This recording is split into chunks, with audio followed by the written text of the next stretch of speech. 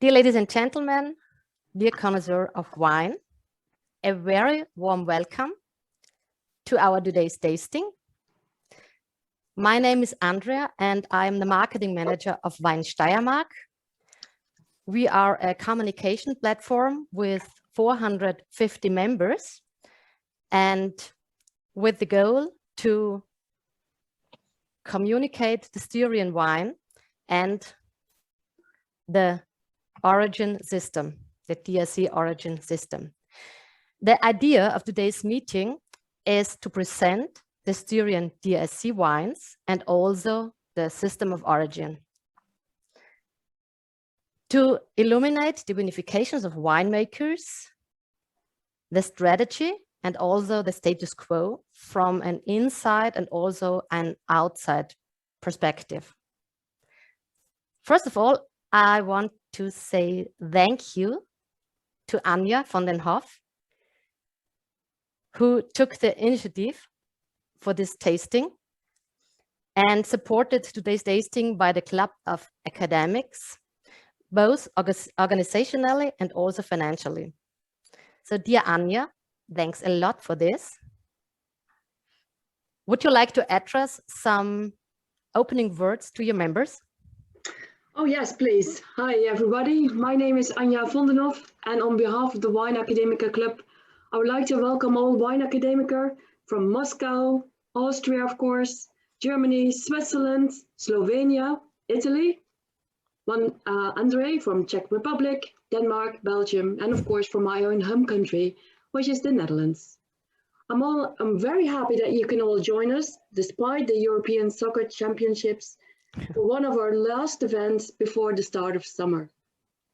Before we start, please let me quickly point out that we have written a few newsletters for you with plenty of wine and travel information, which will be sent your way.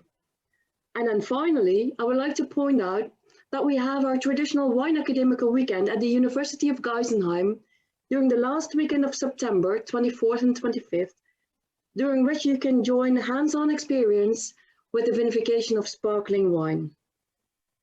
That's all from my side. Andrea, as is for my own, let's switch to Steiermark or London. Okay. Whose turn is it? Just a few organizational comments. At best, you have glasses, chilled wines, and a wine book in front of you. In the wine booklet, you can find the analytical data of the wines, and you can find here also a QR code. And this likes you directly to the wine and to the vineyard. So I also post now a link into the chat, and they come directly to the wines and then to the vineyards. Speaking of chat, if you have questions, please write it in the chat. If it is possible, Stefan and Gerhard will answer the questions concerning wines immediately. Questions about the region and the DAC origin system can be answered afterwards. We are recording the tasting and publish it later on our social media channels. And we will stop the recording before we are opening the chat, where the questions will be answered. So before we get starting the tasting, let me say a few words about our speakers. First, we have Stefan Neumann with us. Hello, Stefan. He is an expert on international wines and gives an outside perspective. He is a master sommelier and he has been amongst the elite of the British gastronomy for more than a decade. Until most recently, for example, as director of wine at Dinner by Heston Blumenthal. And now he started his own business as consultant and speaker. Last but not least, we have Gerhard Wohlmuth with us, who gives us an inside perspective from the view of a winemaker. His family has been in the winemaking business since 1803, and they are growing their wine on about 50 hectares. Gerhard comes from Kitzek which is the highest wine growing town in the region, with an altitude of 564 meters.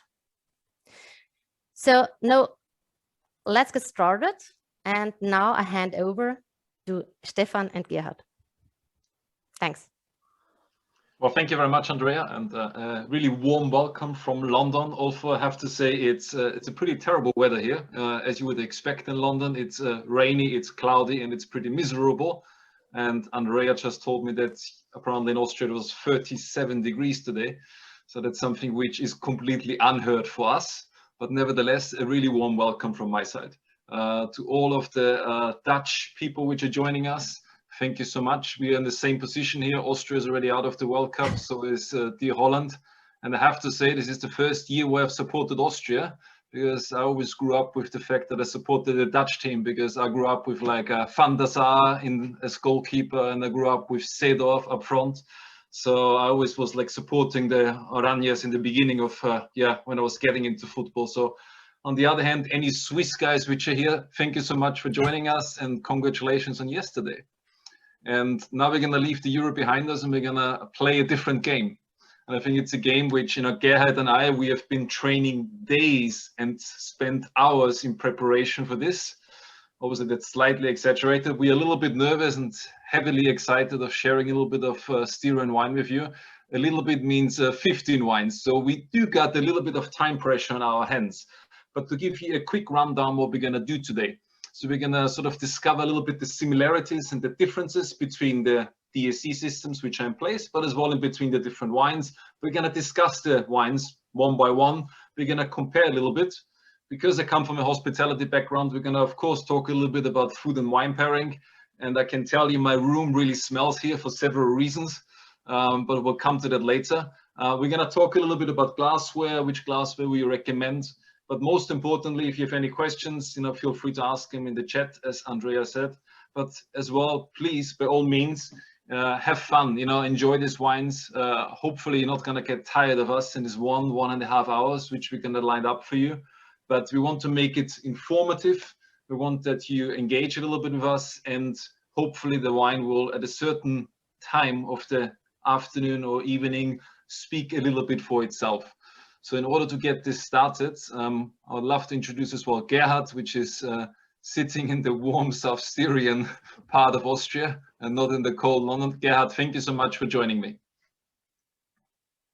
Yeah, I'm very happy to be here. So a very hot welcome from the south of Styria. We actually had really 37 degrees today, and I just come right from the vineyard because there is plenty to do at the time in leaf management. And I'm also happy to be with you and to show you Styria, to show you the DAC system and what is special about Styria. And Stefan maybe will take over now, and we will hear us later. Thank you. Thank you, Gerhard. And we've prepared, of course, as it is, a PowerPoint presentation, because they're always exciting, but we kept it relatively brief and short, because as we mentioned before, we really want that we're going to have a look at the wines. But we need to get some technical details out of the way in order for everyone to sort of get a little bit of a grasp of the situation. There's a very warm welcome as well. If you see this in the background here, this is the way how the Styrian people normally greet you, Griesti, and it's a warm welcome. So Andrea, if you would be so kind, just to start our presentation, please.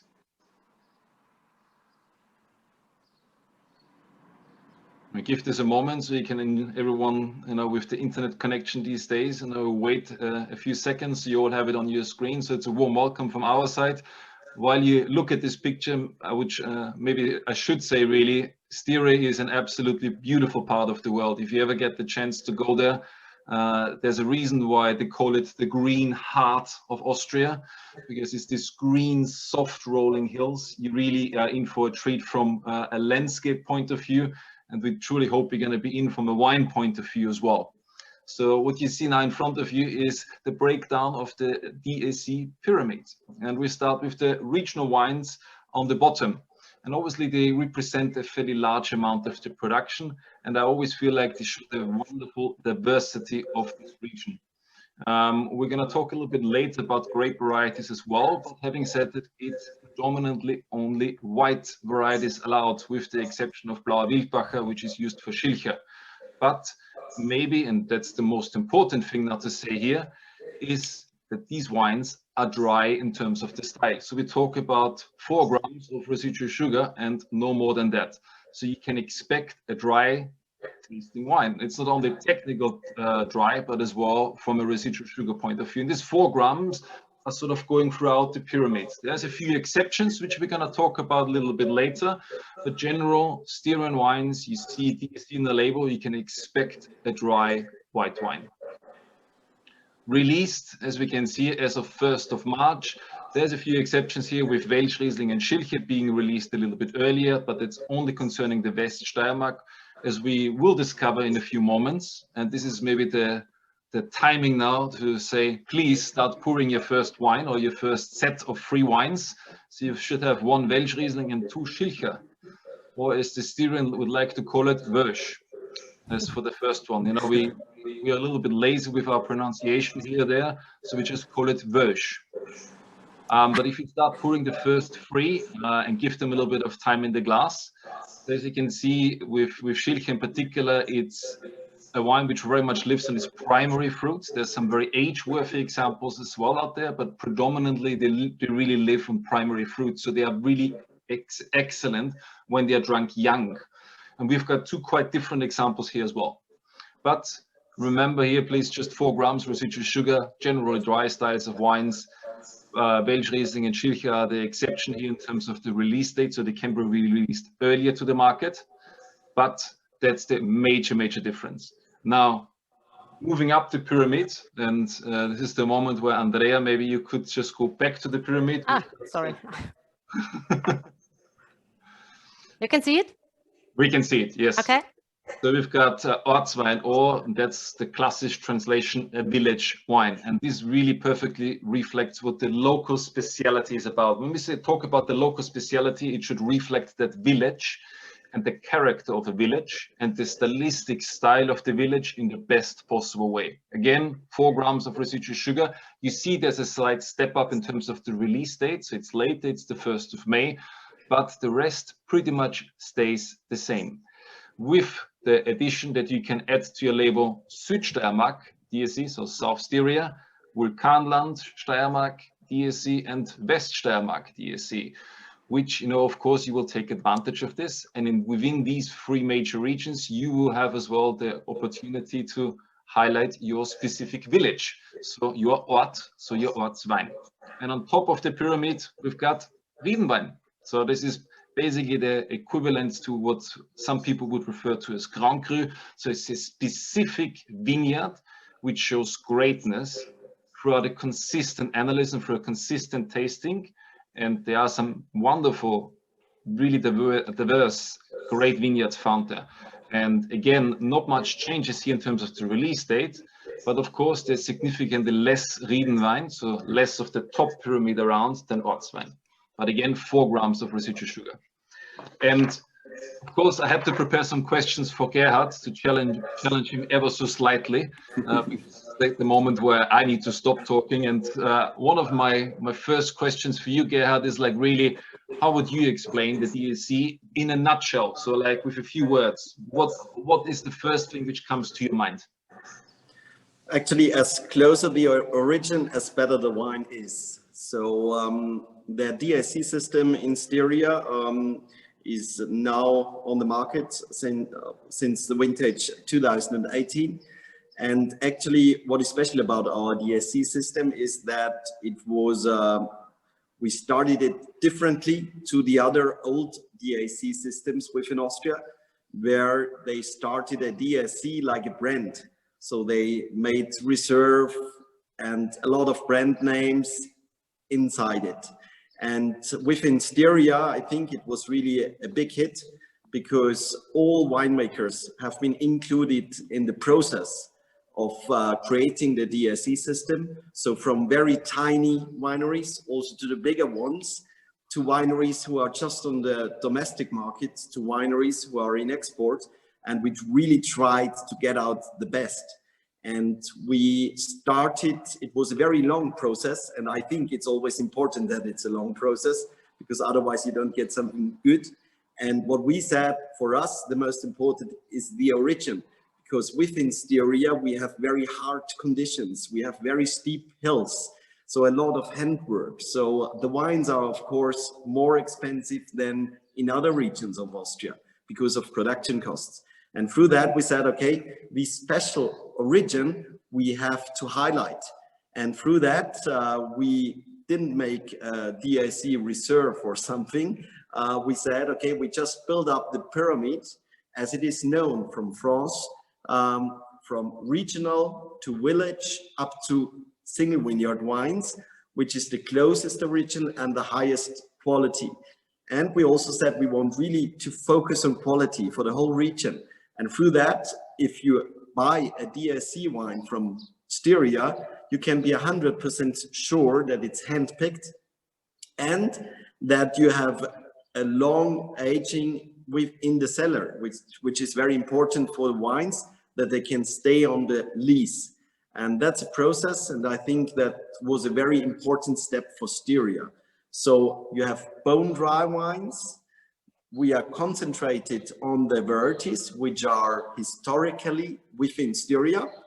Maybe you think there are many, but we are not focused on one variety. We are really focused on origin. So as close to the origin, as better the quality is. Thank you. It seems like almost you prepared that answer. Could be. Well, I thought I put a few words out there as well. For me, I wrote down for regional wines, it's like youthful, they are fresh, they are crisp, they live very much on their primary fruits. For Riedenweine or Ortsweine, for Ortsweine, I wrote down very village-specific expressions. And for Riedenweine, I wrote down concentration, but without feeling heavy. And I think, this is sort of, for me, that's what I call in a nutshell as well. There's a really step up in terms of quality, and the quality is already very, very high. But what you get with Riedenweine is beautiful expressions which feel concentrated, viscous, but they don't feel heavy. And I think that's an important one. Andrea, if we could ask you for the next slide, please. Excellent. So we've got 9 varieties: Sauvignon Blanc, Weißburgunder, Grauburgunder, Morillon, our version of Chardonnay, Welsh Riesling, of course. Good old Welsh Riesling, Muscatella, Traminer, and we wrote down here Schilcher, but of course what we mean is as well Blauer Wildbacher as a variety, but it's only applying to Weststeiermark. And again, a bit the breakdown for you in terms of the pyramid. Very important, as Gerhard said, all hand harvested. So there's pretty much, I would say, no other wine region in the world which has that strict rules in place. Hand harvest only. I'm just bringing the famous example here in Bordeaux. When you go to Pauillac, you've got some estates which still do machine harvest, and even wine writers and wine critics write about this. For Styria, this is a very, very big statement of hand harvest only. Just the next foil, please, and then I think we should start with the first wine, because I think we're all getting a dry mouth by that stage. Okay. Important is to know where Styria is. Hopefully we all know that, but it's really in between sort of different, I would say, intersections of different climates. You've got very much from the east, the Pannonian warm influence. You certainly got an influence from the south. The Adriatic Sea isn't too far away, so you've got the Mediterranean influence. And of course, from the north, from our Czech neighbors, you do get a certain cold influence. And what we like to call sort of this diurnal shift, which is the shift between day and night temperature, in particular in Styria, is very, very high. So what I mean with this, you can have a quite good difference in terms of day and night temperature of quite comfortably 20 degrees, which again, very few wine regions in the world will have that in place. Give you an idea, average rainfall 1,000 millimeters or 1,200 millimeters per year. To put this in comparison, this is 3 times, in some occasions 4 times more than some areas in the Loire, some areas in Chablis. So Styria does get a lot of rain, and that's the reason why there's as well slopes, because if it rains, it goes down the slope. And if it's on a terrace, you always have a standing water. So you don't find many terraces in Styria, slopes, because the water basically goes down the hill. The next slide, please, and then I would say maybe give your Welsh Riesling the first good nose. So Welsh Riesling, in this case, DAC, what it essentially stands for, matters of trust and commitment. I think we covered this one perfectly here. If you pick this up, there's the one thing which is always behind, which is 100% quality. It must be hand harvested. And if we go to the next one, please, to the next slide, and then I think, oh, hang on, we stop at this stage because I think it's now time to try a bit of wine. And in order to see Gerhard and my face a little bit bigger, we stopped the presentation as well. So, I mean, there's a few things which we can talk about Welsh, and there's so many different styles of Welsh Riesling which you find these days. But I think what we've picked here is a really good classic example. So we've got Weingut Burger. There's a 12-hectare estate. To give a bit of an idea in terms of the inclination in some of the vineyards, it's 22% inclination. So it's pretty steep. But Gerhard, would you like to lose maybe a few words about Weingut Burger? While actually, it's from the area of Harzberg, which is in Vulkanland Steiermark. It's more the northern part. They have a long history over there. And the winery Burger is a family estate with about 12 hectares. And they have planted our vineyards on a sea level of about 400 meters. And they are more, as Stefan said already, more a classic winery, which means they ferment in stainless steel, and they really try to find the crisp, fresh style, which is very common in the area. And they also have a Buschenschank, so it's a smaller production which sell primarily to private customers and also through their Buschenschank. And Buschenschank, that's something special because Styria is also a very well-known and very trendy wine tourism area, together with the Wachau, together actually the most trendy wine tourism area within Austria.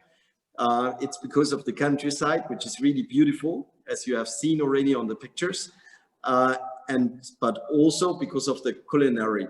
And what is very traditional here is the Buschenschank, so wineries that has a long history or long tradition in the area. They serve their wines with cold dishes in some kind of restaurant, but they are just allowed to serve cold dishes, and also the meat should be produced by them.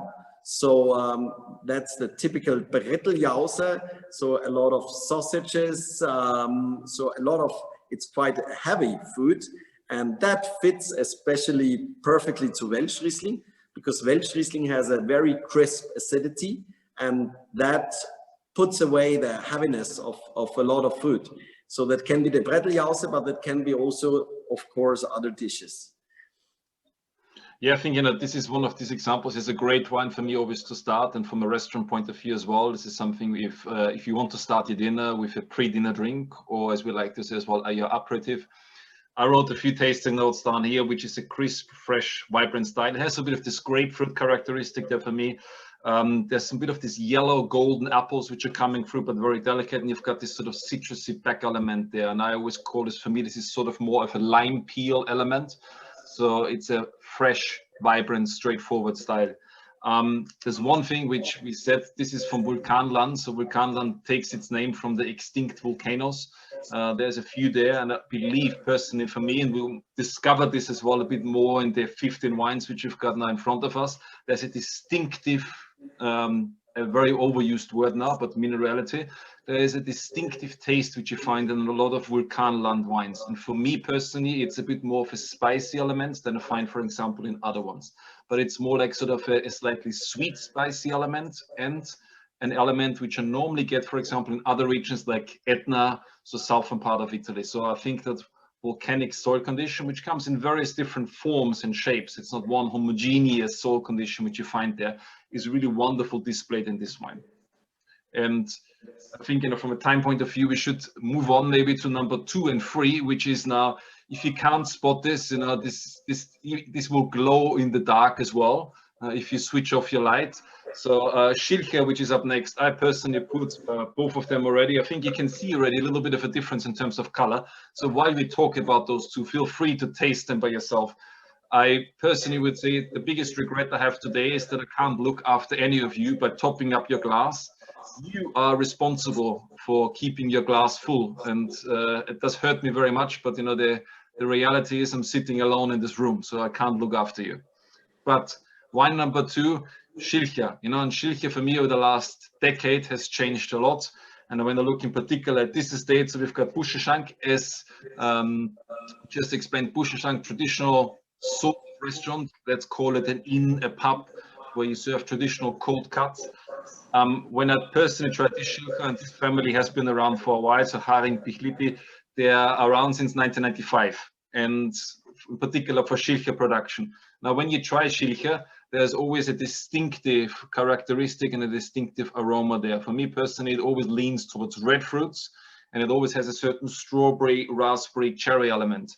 You know, it entirely depends in which part of the world you grew up. Strawberries don't smell everywhere the same. There's a huge variety in terms of strawberries, and I'm sure in Switzerland strawberries taste different, and you taste as well different than a person like me. So whatever red fruit you pick up, it's entirely up to you, but I wrote for myself down, and it has sort of this slightly red currant characteristic and a bit of these red cherries with some freshly picked strawberries. And these freshly picked strawberries are for me the ones which are small, and they grew in my mom's garden, and I love them because I had to be quicker than the dog, because the dog was eating them as well. But this for me is like what Schilcher is about: fresh, aromatic red fruits. So feel maybe free to try both of them. I mean, personally, I think there's one category which we don't display here today, and you know, if you like Schilcher, I can highly recommend as well to seek out some Schilcher Frizzante, so sparkling version of it, which is a delicious made example of something slightly fizzy with a few bubbles, but not overbearing, which makes an excellent aperitif as well. But anyway, as well, we've got Weingut Langmann as number 3. I really can't see anything bad about Langmann, because I did a very similar tasting with Stefan Langmann 2 weeks ago. And besides of his name, I couldn't really fault him. And it's a very interesting comparison which you see here with those two Schilchers. So on the one hand, you've got the quite light, fresh style. If you look at the alcohol content for the first one, 11.5.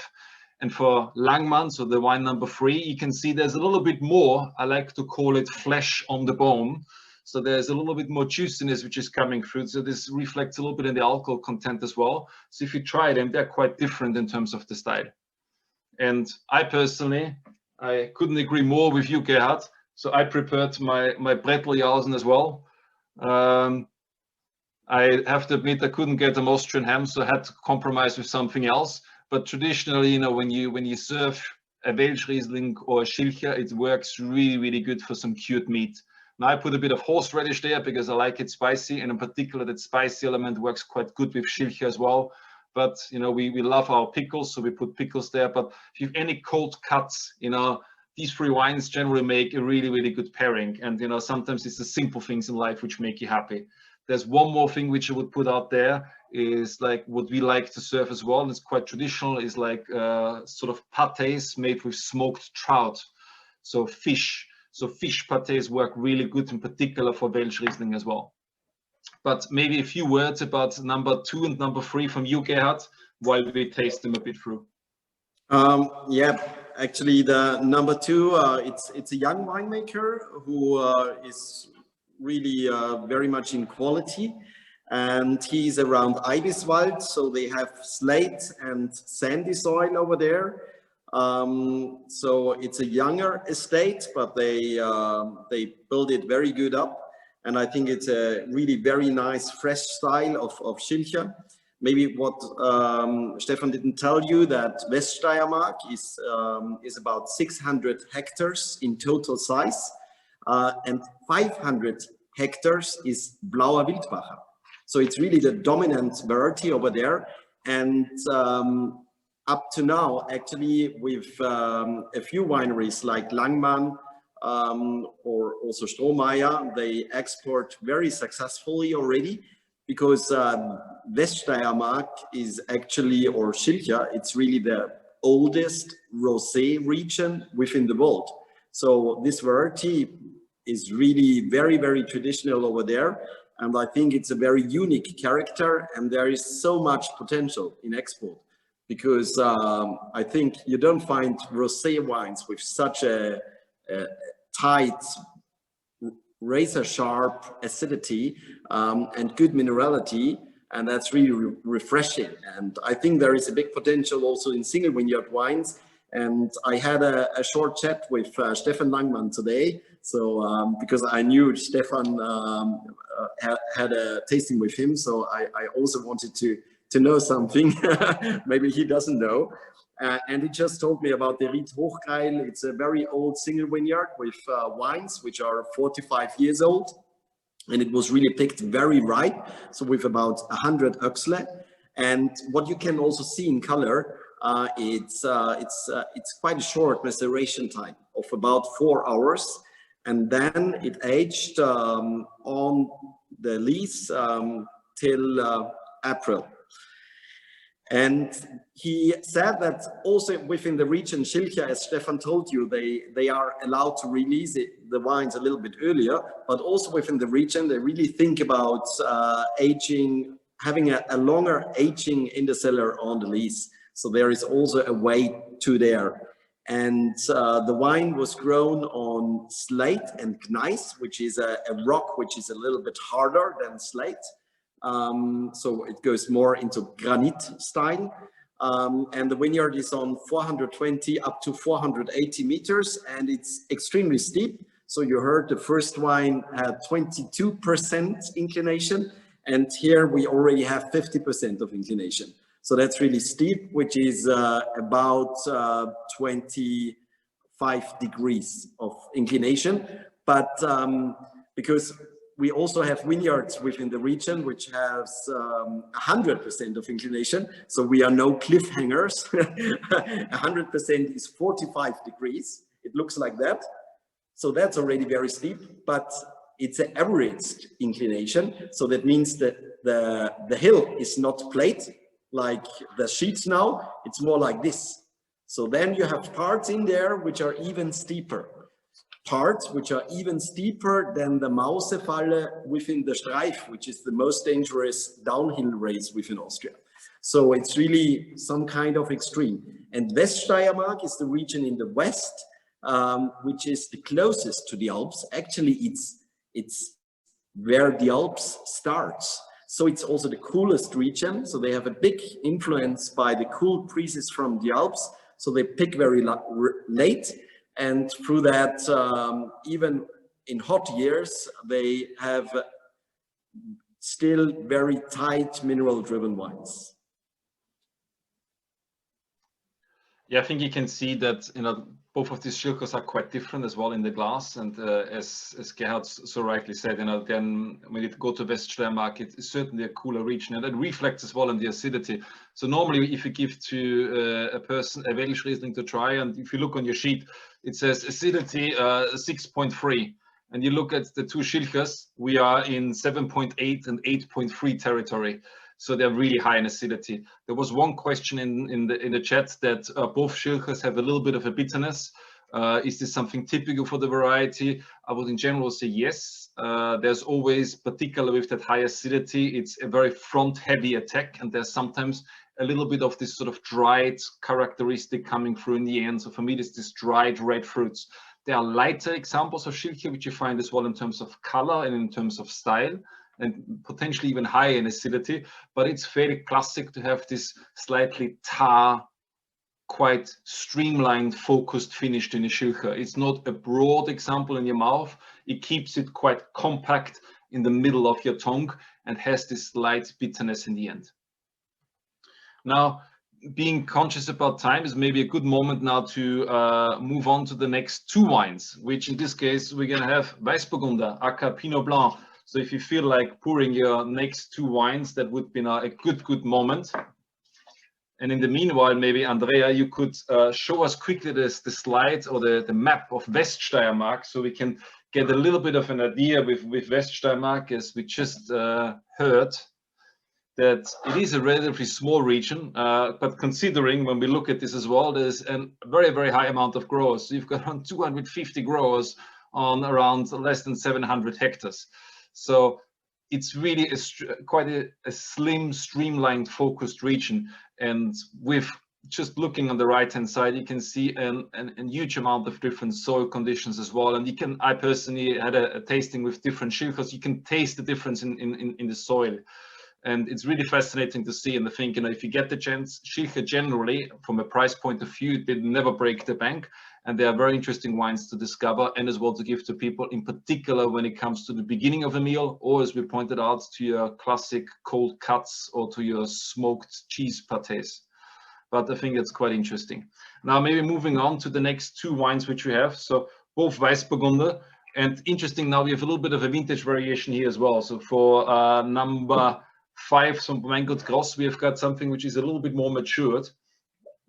I'll just say general, give maybe your glasses a little bit of a rinse. Schilcher has the tendency to remain in the glass for a while once you've poured it. So just rinse your glass before you put it on. Otherwise, you're going to have a rosé Weißburgunder. And we want to have the beautiful color of Weißburgunder. So Weißburgunder for me as a variety is always a little bit underrated, and it's always a bit under the radar. You do find it in other regions of the world, like Alsace, great for sparkling wines, but it always sits a little bit reputation-wise as well, not on the highest horse and not on the highest degree. But I strongly believe there's a lot of potential in Weißburgunder, which we were able to try as well. So if you have wine number 4 in front of you, I would just generally say, give this a good swirl. I personally use for Weißburgunder quite a small classic white wine glass here, so don't go too big. But for me, again, because we go here to Vulkanland, so Anne Griesbacher, we've got something with Weißburgunder which is very classic. Weißburgunder is always a little bit the shy boy on the nose. It's not like really talking to you much, but what Weißburgunder has, and that's something wonderful, it has a very, very good textural element. So for me, Weißburgunder, good Weißburgunder has a certain floral characteristic there, sort of this white flowers which are coming through.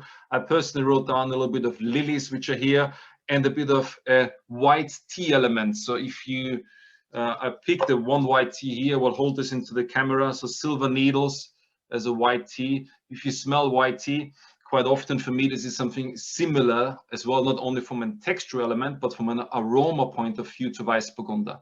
And very delicate Weißburgunder. And I think it's really important not to stretch it too far. I can take oak, but I think, you know, Weißburgunder likes large oak barrels if it's needed be, but in its pure form, it's really, really nice. Now, talking briefly about this, I mentioned this before, when you taste wine number 4, for me, it always has a bit this slightly volcanic note there, so it reflects in a little bit of a spicy element. But what I would highly recommend is just focus on the texture element in this wine, and how different it is, for example, to the Schilcher. It's a much more mouth-coating experience here. While we're all trying, maybe Gerhard, a few words to Anne Griesbacher. Yeah, maybe what is interesting, because Vulkanland, maybe you have you can see here again, it's quite big from south to north, but actually the first wine we had was from the north. But within the north, actually, it's so the main area of viticulture is down here in the south. In the north, it's a cooler climate, but in the south of Vulkanland, actually, we have the warmest microclimate within Steiermark, because there you have the biggest influence of Pannonian climate, which leads to hotter temperatures, and also that it's a bit less rainfall, as you have seen before. And especially St. Anna, it's quite close to Klöch, which are the warmest spots within Styria, in viticulture area. And they have volcanic soil over there. And the wine was fermented in stainless steel, so a very classical way. And I think you have a nice, crispy, very typical classic Weißburgunder, which fits very well to food, I think. Also, my opinion is that Weißburgunder or Pinot Blanc is really underrated, because it can be really a very complex variety. It's always not a loud variety. It's more on the finesse style, but if you have it longer in the glass, actually it gets really a nice complexity. And the special thing about the variety is that you can have big complexity, but still in a very tight body. Yeah, I think in particular the two varieties and the two versions which we've got here, they are pretty much day and night, really. Maybe not so much from the location where they are grown.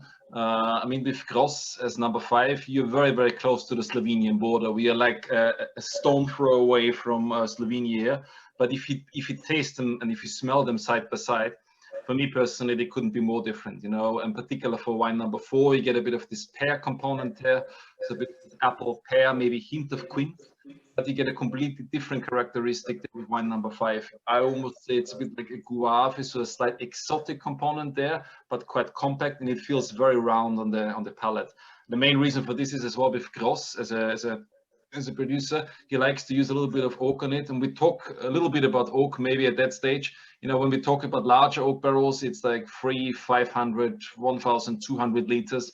So there are some people which use barrique, and we're gonna try them later, but there's a real good tendency to use rather larger barrels in order to give the wine actually more the softness and roundness and the harmony than rather to overpower with the oak-driven element.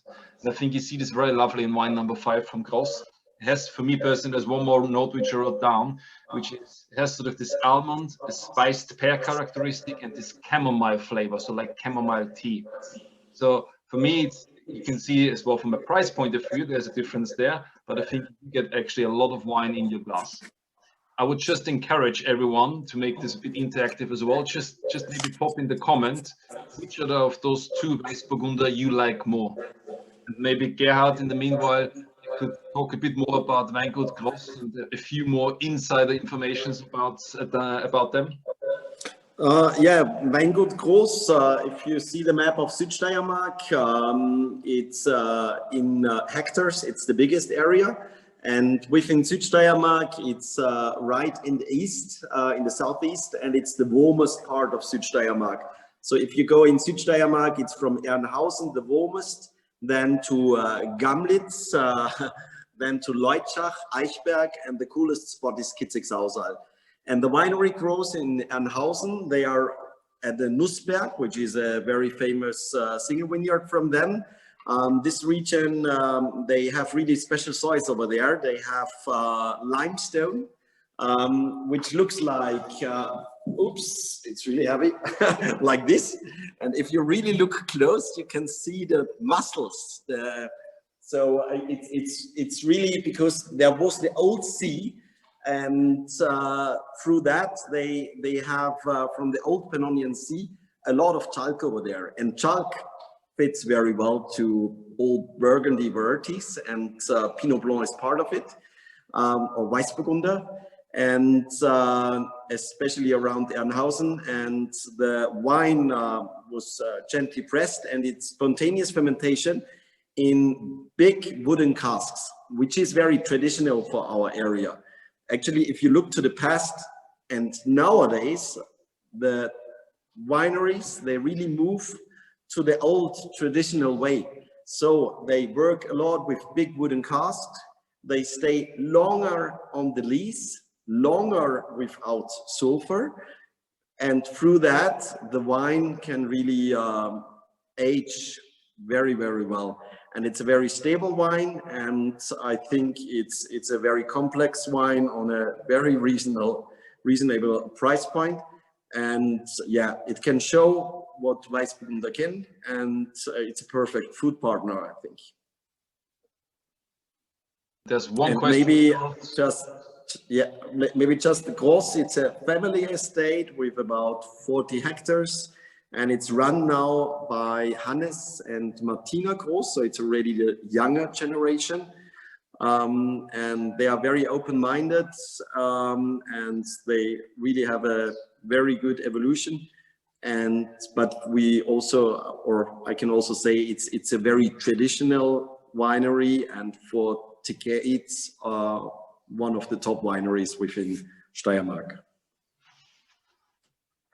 Very good. I think, you know, from a food and wine pairing point of view, there's a few things which you can bring forward here. I personally wrote down more going towards a fish direction. and you don't want to go too heavy here. You know, you want not the sledgehammer coming your way. I wrote down something like a sea bass, which would be rather nice. Just simply seared on the plancha or on your grill, or like a charfish, or if you don't like fish, like something like a quiche Lorraine, something where you really pair the texture element of the wine with the dish. But I think two very, very interesting examples. There's a couple of questions as well.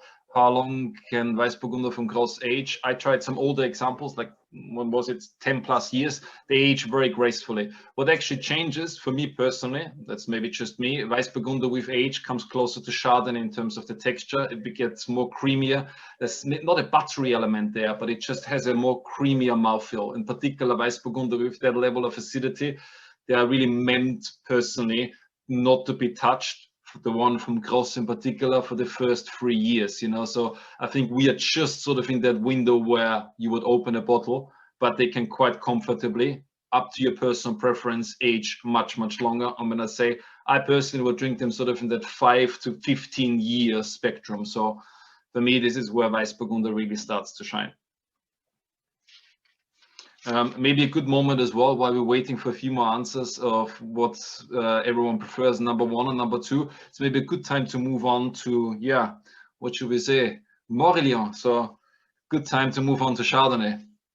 And we've got quite an interesting mix here as well. So two from Südsteiermark and one from Vulkanland. So maybe kind of interesting to see where everyone sees these varieties personally. Now, some of you may have noticed in our glassware-wise, we try to use now a few different things. So for example, for something which has a little bit more of a texture element.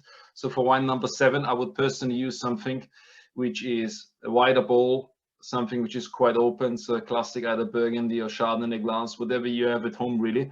But you don't be shy of getting your big glasses out of the cupboard for this one. Just make sure you dust them off properly. But these are actually really, really good glasses for something like Weißburgunder or your Morillons when they have a little bit of age and when they have received a little bit of oak aging. Now we have got 3 different Morillons in front of us. Actually, for the first one, maybe worth pointing out, they're almost as old as me. So they started in 1987. My God.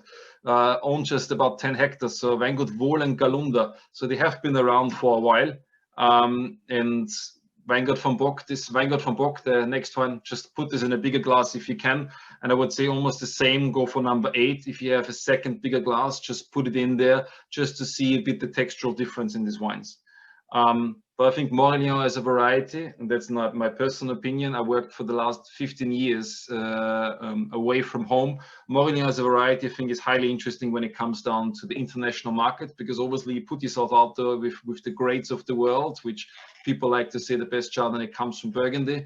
But I think there's great Chardonnay produced all around the world. And what Morillon in particular has as a sort of ace up its sleeve is that wonderful acidity and that wonderful freshness and that drive and that energy, where I feel like this is where some other regions may struggle. And I think this very much relates to the climate as well. Now, while we pour this, a quick question for you about oak, and maybe we need to have a bit of an educational background here as well. The DAC system, is there any restrictions in terms of which oak I can use? Or Gerhard, would you like to elaborate a little bit on this one? Actually, I think what was very important for us that we don't make a style DAC, so no brand DAC, which means that we are quite next to the borders, and through that we are very open-minded people over here, and through that we really like diversity. And I think diversity, that's the biggest strength we have. Because Steiermark is quite small, but we have a lot of different microclimates. And even within the Vulkanland, Weststeiermark and Südsteiermark, we have the villages, which are also very different. And through that, it doesn't make sense to say, for example, a Riedenweine has to be fermented in oak and has to make a malolactic fermentation, because it doesn't matter. Most important is the origin. And through that, actually, my personal opinion of using oak and what you can see within the region, that it's a trend to go back to the traditional big wooden cask. Through that, actually, you have less woody taste in the wines. We know the wines from the beginning around millennium, so around 2000. Actually, if you didn't double oak your Chardonnay, you didn't get good ratings. So sometimes you haven't been sure, are you a winemaker or should you work with wood? Actually, I think today it's completely different. People are searching originality, and they want to taste the microclimate, they want to taste the origin.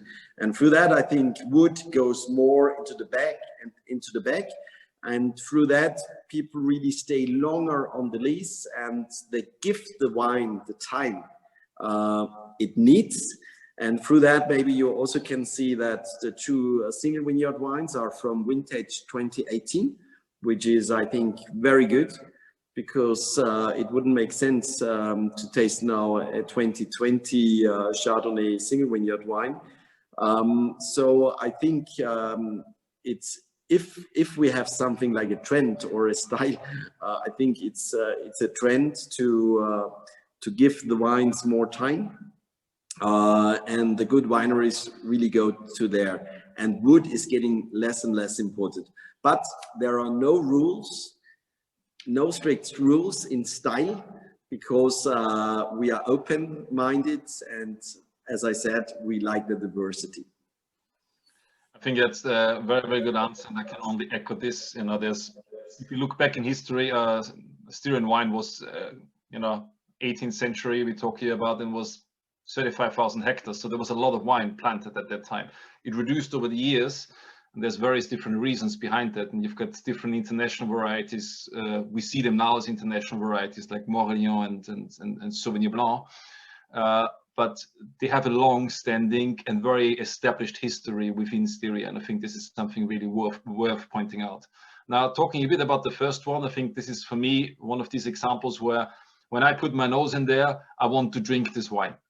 It's something which is highly inviting. It's an aromatic, it's a fresh style, and we don't want to compare this to anything else. I think it's just very, very typical Styrian. You know, Styrian at that stage with 2020.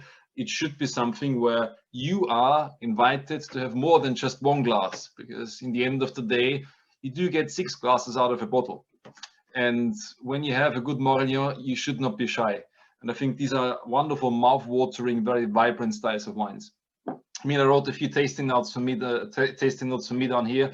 There's a bit of a slightly nutty component there, but I feel like it's more like sort of this pine nuts and this cashew nuts. There's a wonderful citrusy element there, sort of this tangerine which is there, but it's in general a really inviting style. It's one of those wines where I personally would say you put this in front of pretty much anyone, if it's an expert or someone who is new to wine and wants to learn more. This really delivers in spades, because I mean, from a price point of view, this is a tenner ex-seller. So for £10 on the international market, this is going to be tricky to find something which is of that quality and of that vibrancy and has Chardonnay on the label. And I think, it really shows what Styrian wine is. It's wonderful, approachable when they're young, but in particular now Ortsweine and Riedenweine, they are age-worthy, so you can keep them. Now, if you compare this to the second Chardonnay, so Weingut Bock, this couldn't be much more different, really, from a nose point of view, and it couldn't be much more different from a price point of view as well. But more importantly, you get a completely different experience, and in the end of the day, price is something which is very relative. Now, for me, this is again maybe just me, this Vulkanland, it has this spicy characteristic there. I get a bit of this more ripe apples. There's a bit of a peachy component there, sort of this white peaches which are coming through, a hint of pineapples, a tick of exotic fruits, and a bit of a sweet, spicy character. So it actually shows the diversity of Morillon or Chardonnay within Styria. And I mean, those two estates, they're quite different as well. I mean, if you look at Wine from Bock, they even experiment a bit with PV varieties around. So they produce, if you're interested in trying some Muscaris or some Sauvignon Gris, so they are quite open-minded to various different things in terms of the grape varieties which they plant. But I think it reflects as well, if they do Morillon with a little bit of oak, in this case Barrique, it's a wonderful made example, but very, very different. And I think this brings me to just one point before I give the word to you, Gerhard. You know, this is for me amazing for cheese. That's the reason why it really smells here quite intensively in my room, because I've been sitting here next to my cheese for the last hour or so. But classic fresh Chardonnay, like the first one which you've got in the glass, like a type of a Chaours, a classic French caramel cheese, triple milk, really, really good. Or if you want something with, personally speaking, with your Brie de Meaux, I put here a piece of Brie de Meaux. I think Brie de Meaux is wonderful for something which has a little bit more of a riper characteristic for Chardonnay, and it works really well. So that's just for me one of those things. So while I give the word to you, Gerhard, to talk us through the first two, so Galunda and Bock, I'm gonna have a piece of cheese and a sip of wine. Okay, so the first winery, Galunda, they also have a Buschenschank, and they also sell primarily to private customers. They have about 10 hectares of wines and also 2 hectares of fruit. So they also make spirits. And that's quite typical for the area here, for the tinier wineries, that they have a mixed agriculture. That's actually where we are all coming from. So also our winery, if I go back 1 or 2 generations, actually it was a mixed agricultural farming, and a lot of wineries still are, and they are located in Ernhausen, especially in village, and they have also very chalky soil. So the same, I show you here, I show you that I have muscles, it's really heavy. So it's chalky limestone, and the chalk really comes from old rivers. So sometimes in a few vineyards, you really can see how the riff was. If you go back and if you walk through the vineyards, you can really find mussels. So it's really, yeah, some kind of historical walking over there. And the soils over there are about 10 to 12 million years old. And the wine, the first one was fermented, is a very classical style. So it's, for me, a very fresh and already very open. And as Stefan said, I would compare it also to a fresher food, not too heavy food. And the second one, actually, it's really something completely different. And that shows really what Chardonnay can. So Chardonnay can be very different. It's planted all over the world. And in many areas, actually, it's just planted now for 1 or 2 decades. It's the same like with Sauvignon Blanc, because it's quite trendy. But here in Styria, these varieties like Chardonnay, Weißburgunder, Sauvignon Blanc, they are here for centuries. So they are here for longer than 150 years. And actually the word Morillon, which is also particularly French, but Styrian can't speak French. So we say Morillon. We don't say Morillon, we say Morillon, because that's easier for us. And actually we have Morillon clones. So we don't have sheeps, which we clone, but within wines, actually we speak in clones. So within one variety, there can be different clones, which can be also very different in kind of the size of the berries, in kind of the yield. Is it bigger or less? In the kind of ripening. Some are ripening a little bit earlier, some later, some have more acidity, some less. And these clones, actually, these clones are old for centuries, because they are not sheep cloning. It's just a selection out of the vineyard. So the winemakers, for centuries or decades, they always have seen which wines, which single wines gave the best grapes, where you didn't have problems with botrytis, and which you achieved the best quality in grapes. And these wines have been selected. And these selections actually are clones for us. And there are some typical Morillon clones we have in the region now. And they are tiny in berries, lower in yield, and really very special in quality. And that maybe also is the reason why I think that Morillon is, even for export, maybe the right name for the future, because it shows the origin, and it's not a Chardonnay from New World or somewhere which is double oaked and whatever. It's not vinification wise, it's really traditionally here, and it's really that they have their own style because of decades and centuries of selection within the region. So they fit perfectly to the region. And the second one, I think, is really a richer style. So it's really completely different to the first.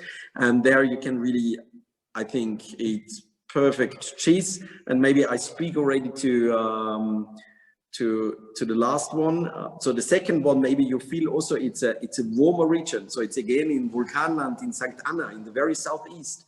So it's really, you feel the warmness, and that's something special about wine, that you can taste the origin. Which food can do that? If you eat a tomato, for example, you even can't say if it's from Styria or from Italy or from Germany or the Netherlands. It's very difficult. And you can't say, is it from the city Berlin, Rome, or whatever. But wine can do that special. So that's something of a miracle wine can do. It can really show the origin. So you can taste the origin. And I think wine number two, you can really taste it. It's a warmer part of Austria. And 2018 actually wasn't the warmest vintage, but just through the origin, you have a much warmer characteristic. And the third Chardonnay, it's, I think, a very complex. Sternadland, yeah. It's a very complex wine. They are also biological certificated. And the vineyard is on 420 to 480 meters. And it's an Opok soil. Opok, maybe also a few people who know wines from Slovenia, there are like from Grafna, Opoka. So Opoka, so the Slovenian, they say the same to the soil as we do, and it's also some kind of limestone. So it's a lot of loam with a lot of chalk. So it's really big amount of chalk, which is perfectly for Chardonnay. And I didn't speak to the winemaker directly, but I think it really stayed long on the yeast. With a lower content of sulfur, and it's really nice. It's really a very complex style of Chardonnay, and that I'm really quite nervous what Stefan says, but I would combine it with a truffle menu, because we are here very close to Istria, and through that in our region we have a confusion kitchen of Austrian but also Istrian kitchen. And through that, when the season is, we get really perfectly white truffle from Istria. A few people say it's the best Piedmont truffle in the world. Yeah, I was just about to say, bad tongues would say the best Italian truffle is not for me. I think it would be really a good match. No, it should be a good match. I think that's very interesting to see for number 8 as well. It's a very, very different style. And just to touch the point on vinification as well, so that's spontaneous fermented. So there's no added yeast here, so it's spontaneous fermented, as Gerhard so well said. You know, it's quite a long-standing time on the lease, and really to get a bit of a as much out of it as you possibly can. And I think when you taste number 2 and 3, although they went initially on the paper for something similar, you see Morillon, Chardonnay, and a little bit of oak, but they couldn't be more different. They're like really day and night. And I think, they really showcase as well wonderful the diversity. Now, would you prefer more? If it's 2 or if it's 3, it's really up to you. I think they both have a wonderful place in this world. I feel like for 3, this is a bit more of this plum and quince, which is coming through, but this yellow plum, and this is certainly a bit of a riper style, which shows a little bit more of a broader spectrum in terms of fruit. Very nicely done. I would say as well that particularly with wine number 3, you want to challenge this with, yeah, as you said, mushrooms or truffles. I would say with a mushroom menu, anything which has mushrooms in there, you would do a great job. But push this wine to the limits for food and wine pairing. Don't be shy. You can put a lot against this. Now, being a little bit conscious about time, because we are 1 hour in and we still got quite a few wines to taste. But maybe a good time to move on to number 9 and 10. And while I do that, a few answers in the chat, or a few questions in the chat about prices. When you open your booklet, there's a small indication just on the bottom of each wine in terms of the price bracket they fall in. So like 3 euro signs will indicate it's 20 to 30 euros. And when you click on the QR code, for the majority of them, they will take it directly to the shop. I wonder why they have done that. So you can spend your money straight away. But so if my memory serves me right, so you serve for 25-ish pound, 25 euros for wine number 8 in that direction. So it's just right down the middle. But yeah, just follow the QR code, and I think it gives you a bit of an indication when you look at the pound sign. And so I'm personally quite excited about this next flight, because in particular, Muscatella is a variety which you don't see very often on the export market. People always very often confuse it with Muscat from the Loire Valley or Muscadet from the Loire Valley. So it's like very different. Or they say, oh, it's like the same as Alsace Muscat, and it's like, all 3 of them are completely different. But I always like to have Muscat in a quite slim glass. Something which maybe performs quite well in terms of aromatic intensity is one of these real glasses which I have here, so the Vinum Riesling one. So I put my Riesling, I use my Riesling glass for Muscatella. Don't tell Georg Riedel, please, because there's a reason why I live abroad. But maybe put the next 2 wines just to get a bit of a feel for it. I personally love that lineup that we jump from Morillon, in particular number 2 and 3. They are quite full-on styles. So we jump into Muscatella, which is a wonderful, refreshing style. And first, Bischöfliche Weingüter, Schloss Segau. So actually, I particularly love this project because actually the wines itself are actually vinified in the Landesweinschule, so in the wine growing school next door in Silberberg. So this is actually a project which I think really showcased the community of Styria really well. Just because you own vineyards, you can still support the upcoming generation. So for me, Muscat, should always be something which jumps out of your glass in the best possible way. And I think for both of them, you will see quite a big difference in terms of the aroma intensity and as well the flavors which you get here. So maybe just pour both of them. And for you, Gerhard, maybe just to lose a few words about number 1 and number 2. While you do that, I just point out one thing for me before I forget this, because it's getting warm now. This is great for international cuisine. So I prepared one thing here, which is called the taramasalata. So if you're Greek, you may know this. Taramasalata is based on cod raw. It's sometimes pinkish, sometimes very pink, less pink. But taramasalata is with cod raw a really quite refreshing sort of paste which you have in the beginning of the meal. So getting a bit inspired here by the Greek cuisine. If you want to make it more Styrian, just add a little bit of some roasted pumpkin seeds to it, and you're just going to be fine. So we can Styricize it a little bit at least. But 2 quite different wines. So Gerhard, just a few words maybe about number 9 and 10 while we taste them. Actually the first Bischöfliche Weinkeller, Schloss Seckau. Schloss Seckau, it's a long tradition over here because it's within our village. It's Kitzek-Sausal. And actually the village Kitzek-Sausal was always in history under the Salzburg Church. So through that, actually, we have here really a long history of single vineyards, and we have a very small structured single vineyard area over here. And some single vineyard wines were referred already in 1300 and something. That's because of church, because as you know, maybe people from the church, they don't have that much fun in life. So wine is one of their very positive things, I think, what they are officially allowed to do. Bischöfliche Weingüter, it's vinified by Silberberg. It's the school, but they have really a good cellar master over there. And the grapes, they come from single vineyards, from slate. So these are crystalline rocks, and I think you can taste it. It's really a very clear, a very crystalline style of Gelber Muscatella, where you have more the citrus flavors for me. And Stefan said in export it's not that important. I know it's not that much shown, but our winery, we export about 40% of our production. And actually Gelber Muscatella, it's really getting more and more popular, and especially in the top restaurants, they really love it, because such a bone dry mineral style of Muscat you don't really find a lot. And it's so interesting, as Stefan said, in combination with food. And for me, the first one, I would say it's a perfect match. What I really like, if you have a raw marinated fish.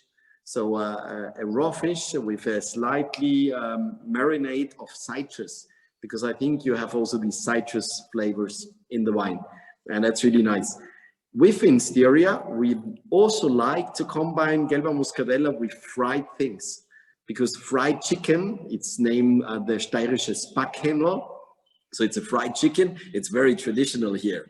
And normally, as you know, a Wiener Schnitzel and also a fried chicken, it's served with a citrus. And here in Styria, actually, we don't serve it with citrus.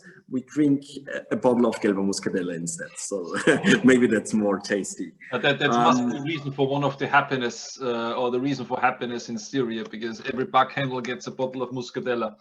Exactly. I'm very glad maybe fried things.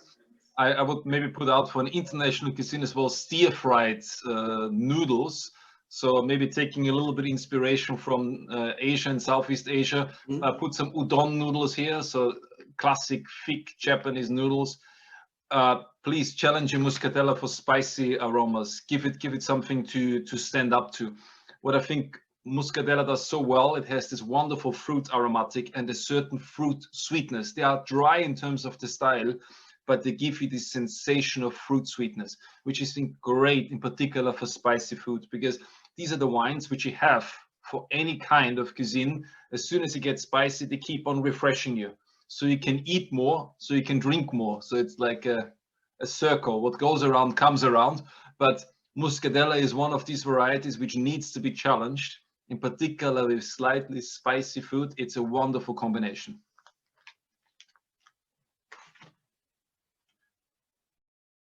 Yeah, and wine number second, actually it's from Eichberg.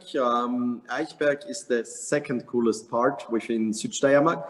It's very high sea altitude, so above 500 meters above sea level. And that's something which is very important, because Gelber Muscatella, internationally, it's known as Muscat Pédigré. It's actually the highest quality kind of Gelber Muscatella, and it's really for centuries within the region. But Gelber Muscatella, it's really maybe one of the most difficult varieties we have. You really have to have vineyards which are high in sea altitude outside the fog, and which are always where you can feel the wind, because otherwise you get problems with botrytis. And it ripens very late, so you really need southern exposures where the sun really has a lot of power to get it ripe. So we fight each year for ripeness with Gelber Muscatella, but we like the fight. I think it shows up very nice, the village characteristic of Gelber Muscatella. It's longer aging, so it's vintage 2019. And for me, Gelber Muscatella, it's really drunk a lot young, because people think it's so fruity, so it has to be drunk young. But these flavors are not from the yeast. That's the point. So it's not yeasty flavors which are gone after half a year or 1 year. It's really flavors of the grapes. If you are once in Südsteiermark, look around at the beginning of October to go to a vineyard where Gelber Muscatella it's really the most delicious grapes to eat. And actually it tastes exactly the same as the wine tastes. So the aromas are very, very stable. And I really like Gelber Muscatella also for long aging. So we have a long tradition in Gelber Muscatella in our winery. And we opened just a few weeks ago 25, 30-year-old Gelber Muscatella, and it's really perfectly. In aging, it goes a bit into the direction of Traminer. And maybe even the second one, you can taste already a little bit. It's a bit brighter style for me. And maybe it goes more into these riper characteristics. And it's also, as Stefan said, to Asian food. So there are so many possibilities to combine it. The only tiny problem is maybe why it's not exported that much, that it's also very trendy within Austria, and wineries are very quickly sold out. So that's maybe the only pity at the time. But the vineyards are racing, so there will be hopefully a little bit more in the future, and we will see more on the international market, because I think it's really a perfect, very, very interesting, nice product for the HoReCa. Which basically means we rely on the 42 people which are on this call here to sell more Gelber Muscatella. So that the challenge is on, guys. You know, we need you basically to recommend Gelber Muscatella more on the international market. Maybe a good time as well to move on to our next pair, which is Riesling. And you know, we all get excited about Riesling when we are sommeliers, because there's so many different versions of Riesling out there. And if there's a variety which can display where it's grown, and as the French would love to say, represent the terroir in the most beautiful way, I think Riesling personally is for me always up there. It really shows where it's grown. And there's an interesting soil condition as well for you to talk about, Gerhard, because for number 11 we've got basalt. So we've got something quite different than maybe the others. And you know, I really don't know much about wine number 12. It's produced by a very interesting character. So I didn't do much research about wine number 12. So I think it's pretty pointless. But nevertheless, maybe we should start with Weinbau Steiner. Very interesting style of Riesling here, and I think grown on basalt, you know, says a lot as well. So it gives you another soil condition here. I'm not sure if you've got a basalt in your living room or in a tasting room, but it shows really beautiful what the soil, how the soil can influence the wine. For me, you know, what Riesling is always a bit about, and I can smell and I can taste this here as well, is sort of this white fleshed fruit. So this peaches, this apricots, which you get there, but I get a certain candied element there as well. So for me, a bit like sort of this candied apple thing going on there. But, you know, what an acidity, you know, what a freshness there, and what a crisp style. And interesting enough, I had to write something down about wine number 12 as well, not to steal you in any way to show, you know, but 12 is a really interesting example, because you don't find many Rieslings in Styria itself. You know, as a varietal blending, we talk about 1 to 2% in total Styria. So it's like, but when you find it, you're generally in for a treat. And I think, you know, number 12 is no exception here. Now, normally I would say everyone has done their homework, and I think you've done your homework as well, Gerhard, by making such a delicious Riesling. It always reminds me a little bit of an oolong tea, so something which has a little bit, again, a bit of a texture element there, oolong. I picked one of my favorites here, so they call it a monkey-picked oolong tea. You know, I'm not sure if really monkeys are picking it, but at least some monkeys are talking about it. You know, I tried this wine now several times. To everyone who is with us, you know, Gerhard and I, we met before in London, and we tried through the range. And I always say, for me, this is one of the wines which it does throw a fisher net at you. So it sort of reels you into like, because it smells wonderful, it's inviting, but it's compact, and it's keep on nourishing your palate. So it's really one of these examples which I think, you know, is extremely well representing Styria and Styrian Riesling. Now, before I let you crack on to talk about your own winery, maybe one food and wine pairing which I put out there is for us chicken, but we do chicken in a slightly different way. So there's a restaurant I used to work for, which is called Dinner by Heston Blumenthal, which is in in the Mandarin Oriental in London, and we had one dish which was a chicken which was cooked in the water bath, so sous vide, and it was served with a spiced celeriac puree. So celeriac is like celery, and that was a wonderful combination for Riesling, because Riesling likes a bit the challenge with the acidity, but I think Riesling and chicken can work really, really well together. Now, there's one last story which I would tell at this stage. You know, my parents, they love go cycling. So they went once to the Wohlmuth estate, and they had a wonderful tasting there. And I believe you were 14 years old at that time. So it's a while ago. And the only thing they remember about this tasting, besides of the delicious wine, was that you were doing upstairs your homework, and you were not allowed to come downstairs because you had to complete your homework. So judging by this, I think you've done your homework in a good way, even with the age of 14. So maybe this is now your moment to talk us a little bit through the two Rieslings and what you think about them. And don't go too hard on number 2, please. Yeah, actually, if you think about Styria, you don't think about Riesling, but there has been a long tradition within Riesling. Maybe just first about wine number 1. I didn't knew it before. It's really a tiny winery, what I looked up in the web. They don't, I think it's not their primary job, but it's really a nice example. I'm really very surprised. And especially Klöch. Actually, Klöch is really known for Traminer. So it's the Traminer origin for within Austria, and it really has a history for centuries. So it would be very interesting. So if you have the chance to taste the Klöcher Traminer, please do it. Because Traminer is also very traditional here within Styria, and especially in Klöch. But they also have quite a good amount of Riesling over there, and it's you can taste the warmer style, the volcanic soil, and I think it's more on the Florence side. So it's really a very open, very fruity style of Riesling, but really very, very nice in quality. And wine number 12, I will be now very hard. Actually, it's from our winery. And Riesling in our village in Kitzek-Sausal, 200 years ago, it was the most important variety.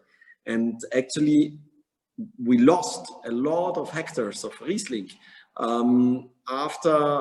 during the World Wars, because people have been very poor. And Riesling was just planted on the very south, extremely steep slopes. And because of the reason, because Riesling, even now, even because of global warming, we are picking our Riesling grapes at the last week of October or first week of November to get them ripe. But the big difference to Wachau, for example, where they work a lot with botrytis, not all of them, but most, we pick it botrytis free. So the grapes look like this. So they are yellow, ripe, but you can see really tiny berries because of the soil. And maybe that's also the reason why it was traditionally here. So we have a soil which is really special. So we always say we are very rich in stones. So in stones, I didn't tell my girlfriends before. I always said I'm very rich, and then later in stones. Because in German we say steinreich. I don't know if you say, so it means very rich. What you can see, it's a thin plated slate, but it's not really a slate, and it's not really a schist. It's a fillet, which is in between. So it can be thin plated, but also a little bit harder. And we have a lot of quartz stones in there. I have to search for it. So these stones, which you find within the slate. And the soil is extremely old. As I told you, the main soils within Styria are about 8 to 40 million years old. And here the soils are at the same age as the Alps. So like the Central Alps. So the soil, the slate is already older than 400 million years. So very, very old. And it's really up to the top to the vines. So you can see on this picture here, so the wines really go directly into the slate and have to fight for nutrition. They have to fight for water. Even if we are very a wet region, we have hot days like today, and the slate or fillet, it dries out very quickly. So the wines really have to fight. And that makes it very special. And maybe we go back to wine number 2 and 3, when the question was because of tannins. I like tannins because I don't like finings. I always say I like, I think it's very, the most important is to keep the characteristic, and tannin in wine is a characteristic of the vintage. If you have drier years, you have stronger tannins. And that's maybe the second miracle next to the effect that wine can show the origin, that it can show up the whole year. And that's something what we like. So it can really show you if it's a dry year, a warm year, a wet year, a bad year, a good year. And actually there is always the miracle that we link a vintage to a personal thing. Like for example, for us, we have 3 children. It's always something special to drink a wine out of the year when one of our children was born. So that's something special because you remember the year, how it was in vegetation, but you also remember what happened during the year. And the Riesling, what you have in the glass to come to end, it's from a very historical single vineyard, and we spoke about inclination. Here we are now really at Streif. So this is the vineyard. So it has an average inclination of 73 up to 90%. And the wines are very old. They are between 38 and 70 years. So really, really old. And it's picked last week of October. It's pure south side, and it's blue, black and red slate with a lot of quartz stones and very small berries.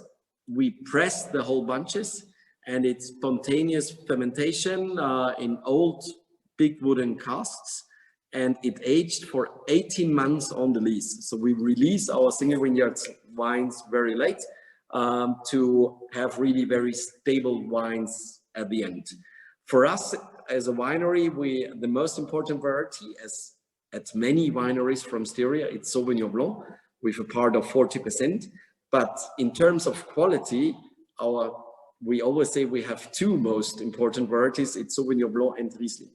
And we are very happy that because 15 years ago, nobody had in the hat Riesling from Styria, and nowadays we are really very happy because the biggest honor for us winemakers is that we can do what we want to do.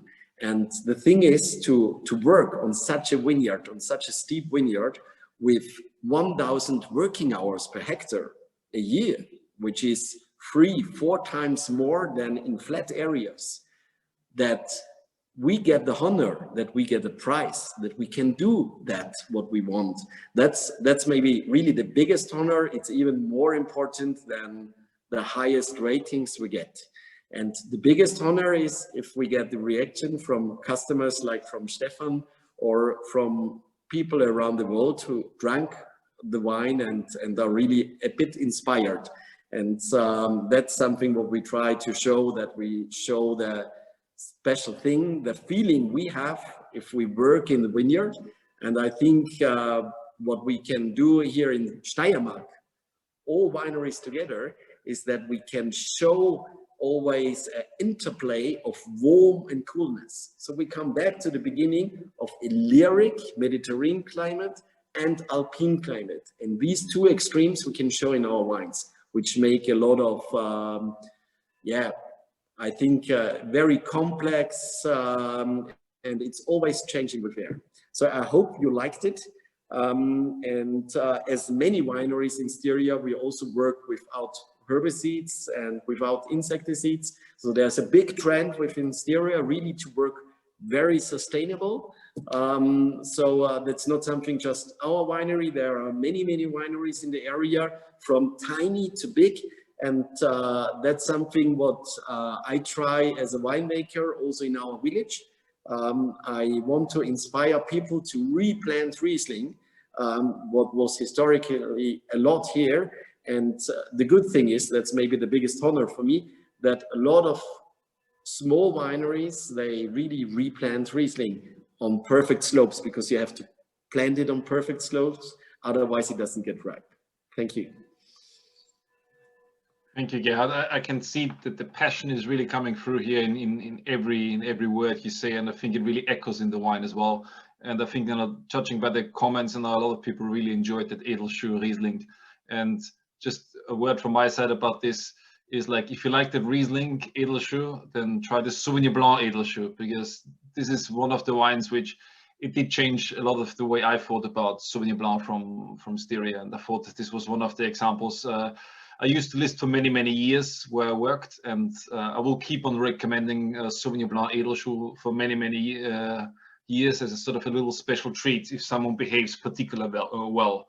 But just while we answer the next question, maybe good, because I'm conscious about time here, to move on to the last 3 wines. You've waited 1.5 hours. I know this is a long time, but thank you so much for bearing with us, because you get 3 Sauvignon Blancs to try. And they couldn't be more different, these 3 Sauvignons. While you all pour away and have a first smell, there's one question for you, Gerhard. How long is the vegetation period for the Riesling Edelschuh if you harvest at the end of October? So basically, how long is the vegetation period for Riesling? So all of our grapes, they have a vegetation period of at least 100 days. And Riesling, I have to calculate. So vintage 2019, flowering was around first week of June. And then you can calculate. We winemakers are good in working, not in calculating. Whoever asked this question, Christina Fischer, this is going to be your homework, okay? Yeah, but it's really long. And that's maybe also for Sauvignon Blanc the most important. And that's why Styria is special for Sauvignon Blanc, because of the long vegetation period. Because the problem in many areas where it's too warm for white wine, because about 80% of the viticulture area around the world is good for red, but just about 10% is good for white. Because white, you have to have good acidity, you have to have sugar, and you have to have a long vegetation period. And that's quite hard to fit together. And Styria can do that. So it's actually, you just can do it if you have to fight for ripeness. And we are in the lucky condition that even due global warming, we don't have yet a problem with having too high alcohol. So we are getting, we really have to fight 8 out of 10 years for ripeness. And yeah, as I told you already, we like to fight. But now I have to pour the Sauvignon Blancs into my glasses. A few words about the Sauvignons. If you've put all 3 of them, a few words about Weingut Thement. Thement, you see more and more in the international market. So I hope that some of you may have a chance to try this before. I certainly tried a few vintages of Thement, and to answer partly one question, which was as well, there are all the vintages available of number 12. Of course there are, you just need to go and see Gerhard in the Südsteiermark. But, and maybe bring him some good food, I don't know, just a small gift, and he may open an older bottle. But coming back to Thement, Thement is a very long tradition. I mean, if you look at Thement, it's, I think, for me, one of the possibly best examples of what Styria really is about, because the winery, one of the vineyards, Ziek, which is quite famous, is really close to the Slovenian border. It actually doesn't get much closer than this, and actually is a winery which owns vineyards as well in Slovenia. And if I have to give one example, for me, I love open-mindedness, and I love diversity, and I love when there's a melting pot. And I live and work in London for many years, and I love that area for the cultural diversity. And seeing in Austria that just because it's Slovenia, and just because the Slovenian think this is Austria, we really like each other, and we have a very friendly exchange. And I think, you know, with Slovenia, and you look back in history as well, the old Styria encompassed quite a large part of Slovenia. And I love that open-mindedness of Austrian people in regards to this, and in particular for Styrians, that, you know, there may be a border and there may be another country, but somehow we're all the same. And coming back to Tement, I mean, 80 hectares, this is quite a bit. They started with 2 hectares in 1959, if anyone is really interested in statistics. And we've got here Kalk and Kreide, so limestone and chalk. I think the name itself couldn't describe better what that wine is about. And if you want an expression of Sauvignon Blanc in its purest form, this is a wine which you want to buy. And this is a wine which I think, you know, really showcases a wonderful example of Sauvignon. I wrote a few things down for myself. You know, this is a wine which you need to give time in a big glass. So this is always a bit reductive to start off with, which is perfectly normal. Then the name gives it already away a little bit as well. But give this a big glass. I love that fine-grained texture. This, for me personally, lives more on the delicate mineral notes with a slight salty character, which is there. But this is a wine where you want to give it time. It has a slightly herbaceous element there. I like to call this, in English, they would just say it's mountain herbs. But we would, maybe if you're from Austria, Germany, or Switzerland, we would say Bergkräuter. So it's like the wonderful thing which a cow can eat all year. We can't, but there's a wonderful herbal element in this wine. A few words to number 2, maybe, Spitze-Peitler. Now, this is maybe the more classic example in terms of the aroma and flavor profile. So this is what you get maybe from Sauvignon, but at the same time, you know, it's a wonderful step up in terms of like the intensity. But I think, you know, both wines, although they're quite different, and it's a personal preference what you like more. But it has a little bit more of this gooseberry, a slight black currant leaf, and maybe a hint of gooseberry which is coming through, or passion fruit. But it's a bit more on the primary fruit. So 2 very, very interesting wines. Just put them side by side and try them to see which one you like more. And number 3, obviously, we have a little bit of oak on here for Chamonix. So there's one thing which I smell in wine number 3, which is mango, like a mango or mango chutney. So I would love to see this with a mango dish. So they make a lot of curry in this country. I don't know quite why, but anyway. So if you make a curry with some mango chutney, this would be a wonderful combination, because this is the more exotic style. And if you have to show 3 different styles of Sauvignon from Styria, I think there are 3 pretty good examples down here. Now, Gerhard, I didn't prepare many more food and wine pairings because I couldn't cook a curry in that short time. But there's many things which you can do with wines like this, and it's really up to you. The one thing which I would say at that stage is it really depends on you, whoever is trying other wines, which one you like more. And I think, you know, there's a wonderful diversity there. So give Styrian wine a chance. Looking at the prices, we are still for all of those under 30 quid. And for some of them on an international market, I'm putting my international hat now on here.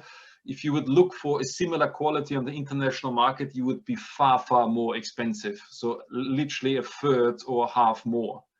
And my last thing, which I would say from a stylistic point of view, because I get this question very often, how do you compare Styrian wine within the world? And a lot of people would say it's sort of halfway in between Loire and halfway in between New Zealand. So it's not as ripe as New Zealand, not as mineral as Loire. I throw another country into the mix, which I see quite often, very good examples, which is Chile. Chile in particular, in the coastal areas of Chile, so in the coastal areas of Chile, they make a really wonderful style of Sauvignon, which has a similar herbal element there. So for me, sometimes Styrian Sauvignon is not only this New Zealand fruit which you get there and that Loire minerality, maybe throw in a little bit of Chile as an international comparison. Now, while you all hopefully tried a few of these wines, anything you want to add to this, Gerhard? Yeah, maybe just write wine number 1. I think it can show what Sauvignon Blanc can do in Styria, because as I told you, we have a long vegetation period, and I think I don't have to spend words about winery Tement. Maybe just to say that also Armin Tement and Stefan Tement, the next young generation, is really extremely passionate. So they are hard workers, and I think that's the main point for us, for all winemakers, because we don't say we are winemakers, we are wine growers. So we really like to focus on the vineyards, and you have to have passion to make the best. And family Tement is working now for decades to getting each year better. and they have a great portfolio of single vineyards, and through that already the entry, that's actually what you have in your class, that's the entry level of Teement, which really entries, I think, on a very high point of quality. And what you can see, it's really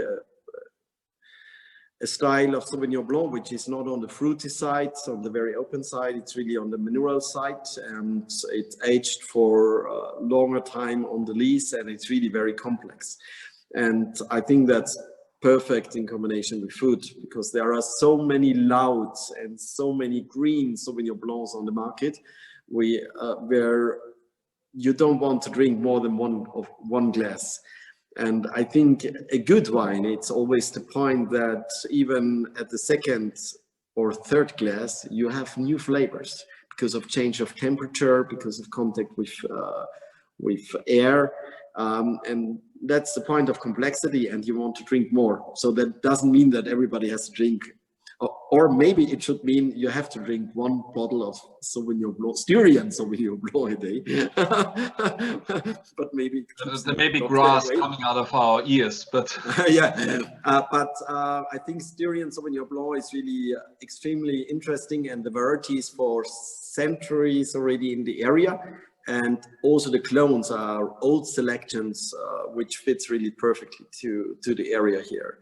So family Teement, very inspiring colleagues, and that's also a point within Styria, that I think the winemakers all together work very good together, from tiny wineries who really just work on the regional market, up to wineries who work internationally in their sales.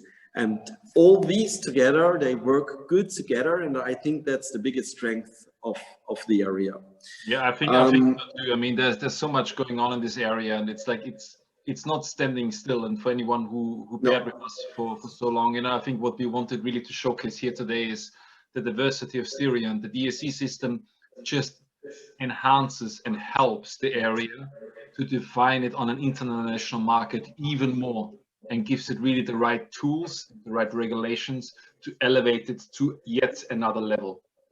Yeah, So maybe just a few words to the others. So I think also all three wines show the diversity, and we like diversity. So that's maybe the reason why I like London, and I really like to come to London. The second wine is from Schlossberg, which is Ophok soil, so limestone. And I think it shows up very nice also, a little bit of chalkiness and good mineral spicy, but a bit more into the fruity side, but also in a very complex way. So I liked it also a lot. And the last one from Jamonek, it's also one of the top wineries within Styria. They also have a very well-known Buschenschank, but they also sell nationally to restaurants, and they have about 33 hectares, and they are quite high on sea level, so they are on 550 meters above sea level, and the soils are sandy, loamy, and also chalky from corals. And I think you can taste it also, this wine aged for 18 months in wood on the lees. And I think all three wines show up a very ripe style of Sauvignon Blanc, which is typical for the region here because of the longer vegetation period, but still you have really a good acidity structure. And that's the point. So to have complexity on a tight body, and I think also Sauvignon Blanc can show up this interplay between warm and cool characteristics very well, and that makes it really perfectly as a food partner. Yeah, I think there's not much to add. You know, so if you like to recommend to any one of your guest customers or friends Sauvignon Blanc besides of Loire, Chile, South Africa, Australia, New Zealand, why don't you go to Styria for a change? So there's a lot of value found in this region, and I think a few people already put their favorite wines in the comment, and I can only encourage to do that. You know, please share away what you've enjoyed the most. Wine is something so personal. I don't know any other product in the world which is more personal than wine, really. But if you feel like sharing your favorite wines, there's a lot of love for you, Gerhard, for wine number 12, logically, because it's showing so well. There's a lot of love for 15, as I can see as well. So Germanic has done really well there. But please feel free to share, not only here, but as well later on. I think there's this wonderful hashtag Weststeiermark. If you don't know how to spell it, it's written on your leaflet as well. But you know, there's a great diversity found in this region, and I think, you know, being conscious about time, we engaged you for 1 hour and 45 minutes. Now that's quite a substantial amount of time. So whoever is still here, and it's still 38 people, which I'm amazed about. So thank you very much. I think there's a few, there's one closing comment maybe from my side, which is say, if you have any questions, I think we're going to stop the recording at a certain stage, so feel free to ask. But a big thank you from my side to Weststeiermark and to Gerhard. I had a lot of fun. A big thank you to Anja, who organized this so perfectly. Sorry for the Dutch not making it through, but nevertheless, you assembled really the all-star team of the Dutch wine academic here. So very well done. And I think I can only say thank you from my side, because trying 15 wines of that caliber and of that quality is not something which I do on a daily basis. So this is a big thank you from my side. So maybe also from my side, thank you for your time, for your interest, because it's really long speech, maybe sometimes too long. And thank you also to Anja and to Weststeiermark for organizing that, and to give us the opportunity to show you why Styria is special and why Styrian wines have to be more on the international markets. Thank you. Thank you, Stefan and Gerhard, for your great comments. Before we start now the Q&A session, I like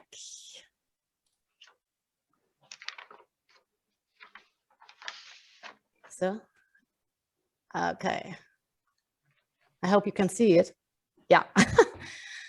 I like you to invite you to share this tasting experience on your social media channels, to check out our website, or even better, visit us in Styria.